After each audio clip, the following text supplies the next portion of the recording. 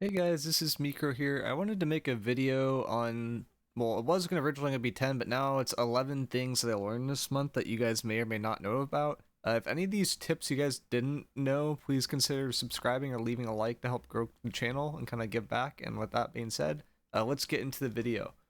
So the first thing here is that the light bonus that you actually gain from damage, like if you look at the bonus on the left here, where it says your base damage is being increased if you're light, or medium, but in heavy it doesn't have that bonus.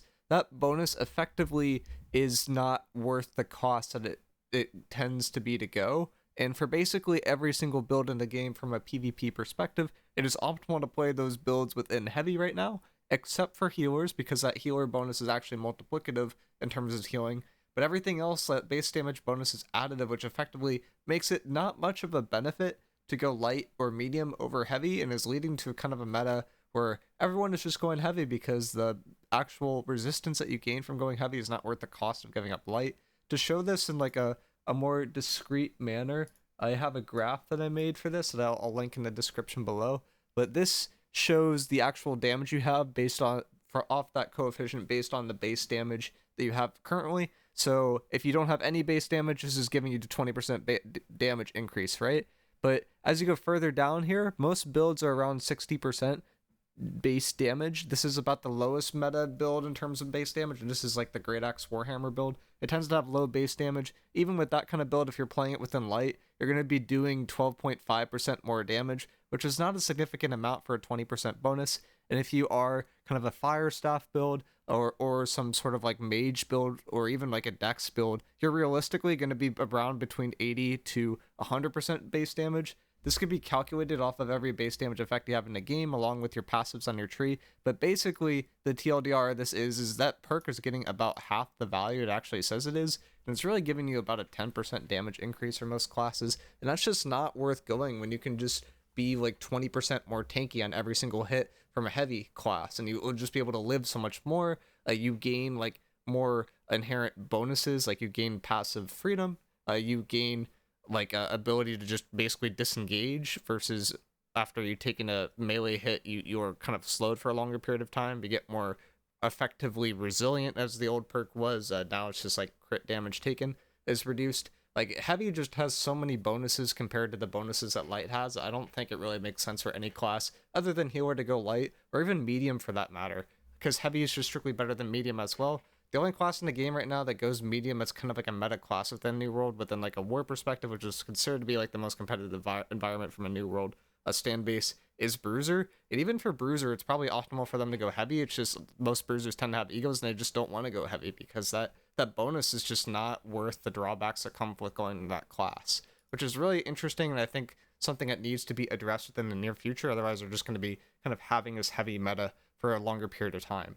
Another thing I kind of discovered, this one's a little bit older, some of you might not have known, is that passive like crowd control duration effect that you get on heavy and medium. It's actually a different bucket than the freedom effect. So what this means is the more freedom that you have, the less, or sorry, if you're a heavy class, you're actually going to get less value out of your freedom perks compared to a medium or a light class, because the freedom perk is effectively being reduced by this 20%. So what I mean by that is your actual freedom duration is going to be 0.8, right? Because of that inherent passive from a heavy perspective, and every freedom perk is taken at 0.8 and reducing that by the freedom effect duration, like freedom as in the kind of more perk oriented freedom. The freedom artifact as well adds this kind of heavy bonus, so it actually doesn't make sense if you run either heavy and you run the freedom art. If you run heavy and the freedom artifact, doesn't make sense to run any freedom.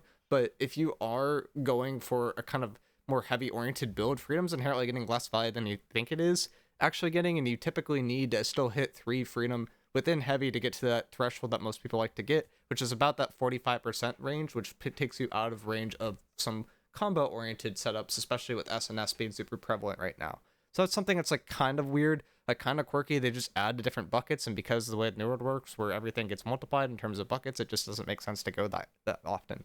Another thing I discovered, which some people I think disagree with, is health is not necessarily a best in slot perk within New World, and that is because the effective HP gained from health is not consistent with damage that is being healed. Effectively, if you're in a spot where you're being healed at all, a health is not a best in slot perk, and even in spots where you're not being healed, it's not necessarily a best in slot perk. I have an example here of like on my main of what I realized for health, where I was effectively by dropping 5 health, I lose about 2k HP, which is about 9% of effective HP from that 5 health. So, and it's supposed to be 12% on paper, and effectively you can get more than 12% effective HP by just running other perks within the game. So for example, if I go 2 slash conditioning and I'm mostly versus melee bruisers on point that are hitting me with slash damage, that's effectively giving me an over 12% effective HP increase with only using 2 perk slots instead of 5. And there's things like that I've taken in mind when I'm building out a new character on EU, where I'm actually planning to use 2 slash conditioning, a 2 elemental version, and just not run any health, because I don't think health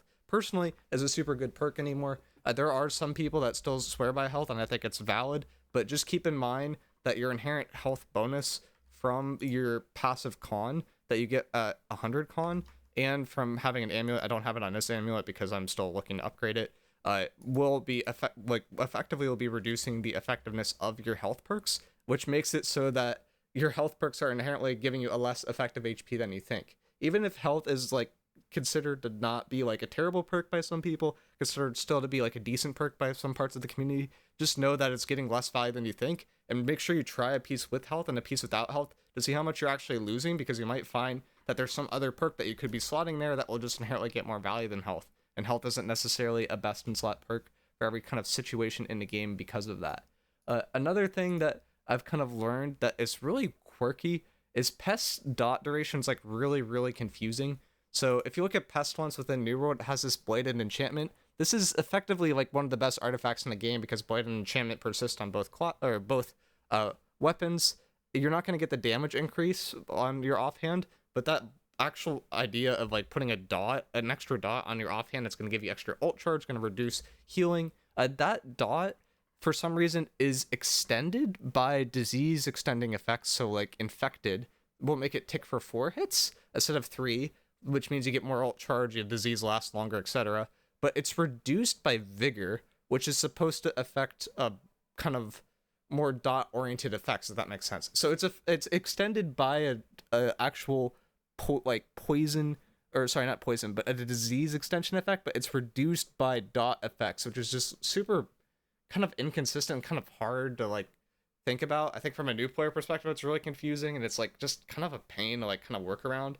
Another thing like this that is super annoying is Bile Bomb. A Bile Bomb is effectively extended by 250 int. I think it's 150 dex is the other perk.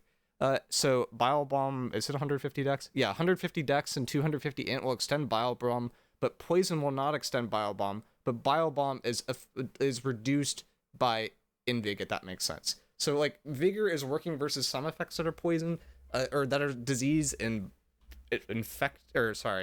Vigor is working versus some effects that are disease. This is kind of confusing to say, but Invig is working versus other effects, and that inconsistency is super whack. But the thing that kind of brings about is Pestilence is super strong, not only because its effect works on like offhands, but because you can't effectively mitigate both normal disease and pestilent disease. So Pestilence will just basically always be working very effectively. Additionally, Pestilence disease itself is a flat 5% health outgoing decrease. That decrease is effectively multiplicative with how it works, and it's just super good at reducing healers' damage. Pestilence also has Plague Grits on it, which got buffed and no longer has a 50% condition. Effectively, Pestilence becomes one of the best artifacts in the game because of these recent changes, because you can just tag a healer with it, and the healer effectively can't heal nearly as well, and you can just shut people down alone with this artifact, and it's super underrated, I think, within some sectors. Like within some regions, I think Pestilence is not really considered that much, but it's like super strong. And it's just something to like kind of look out for in the future, and it's one of the reasons why the Fire Staff BB is so strong within the game right now and is so annoying to deal with. Another thing that I learned that's kind of weird this month is if you look at Best Friends, Best Friends is a passive that you get on Flail from going for the Warning Bludge tree. Warning Bludge ability. This Best Friends passive has a non-dispellable debuff, which is super helpful, because it just means you're just going to be able to basically have it on forever, even in a meta where VGs are constantly stripping effects, and it gives you Old Fortify. But the thing that's not documented about this is it actually sticks to multiple people, and you can't tell it's actually going off because it has lower UI priority. So it's an invisible effect that effectively gives people like gems worth of resistance and empower, which is super good. Like your entire set of gems, if you were to do a 10-10 split, it does that to you and allies in a small AoE for some reason, even though it says it's only supposed to be one person, and then that effect is effectively invisible. So it's like super strong. It persists on your offhand. It's not dispellable, and it's just like secretly one of the best like ways to get damage out and be effective in terms of damage mitigation in the game. So like as a tank right now, and from a PvE perspective, I'll often run with Flail on my offhand just to drop it and give my DPS like the extra assurance that they won't get one tap by something random, and I'll give them a DPS increase, especially for people that are going for a rapier oriented builds, because blood rapier tends to have low empower but it tends to have high base damage, so you can effectively get them up to that next like empower threshold with your offhand, and you don't really have to do too much to kind of proc that. And I think it's kind of a interesting thing that people are starting to like look at within a New World from both PvP and PvE, because it's super weird. Another thing that I'm not in front of a kiln right now, but if you look at armor matrices right now, they are crafted in Arcana, and Arcana, for some reason with armor matrices, now has a 25% chance to bonus proc. I think this is because Arcana, for some reason, was bugged between 200 and 250, wasn't giving you a bonus, but was actually decreasing how often you were to proc something, and they kind of messed that up, and now if you craft armor matrices, you have a 25% chance to roll an extra, so it just turns out to be like a pretty good way to make gold within New World. Just kind of a secret tip there that I'm sure some people will be upset about, but it's kind of important to know when you're either buying those or if you need to make them. It's a pretty good time to be making armor matrices right now. Another tip that isn't specific to this character, but by other character I leveled up on EU, is it took me about 4 hours to get a character from 60 to 65, acquire gear for under 10k, do a war, and take Windsward. So for people that say that it's like it's a super gear kind of kept scene within war, it's like absolutely not the case. I was able to do that in over 200 ping as well, so there's not like many excuses coming out there. It's just skill just matters more than your gear does itself. But that being said, gear can definitely help you get from like that 95th to like 100th percentile in terms of your build, and gear score is definitely not something to laugh about either. So just something that's kind of noteworthy there, where stuff that like people say is best in slot, like you don't need to run health, you don't need to run all of these other perks, you just need to get something with 3 perks that are actually going to help you. Like this gravel is not going to help me, right? But it's like still a 2 perk piece. I was able to get that for under 500 gold, and it's like decent for this build. But like other pieces, like this heavy chest that I got this for under 1k. It's still a decent piece, you know? And there's like stuff like that I don't think people really look out for within New World that you could acquire for relatively cheap, that just like will be able to elevate your game to the next level. You just kind of have to know what you're looking for, and you're just looking at these effects that will effectively help you live longer. And the best way to tell that is just figure out what you die to and then try to build to counter that. So if I die a lot to fire staffs have a lot of like base damage. The elemental version won't be as powerful, but it will still help versus them to some degree. Or I can go flame conditioning, for example. I could do something where I run more slash conditioning on my armor, and then I can do a strike protection amulet, get my physical up to about 2020, and then I could do a higher elemental split with fire absorption pots, for example. And fire absorption pots, even though they say they only last for 5 seconds, actually last for 45 if you have bags. So that's kind of another kind of bonus tip there. So there's like different ways to kind of increase your mitigation within New World and just live longer. Another weird tip that I found out recently, with about an hour or two left to actually farm this, is Blood Drinker is actually secretly pretty good.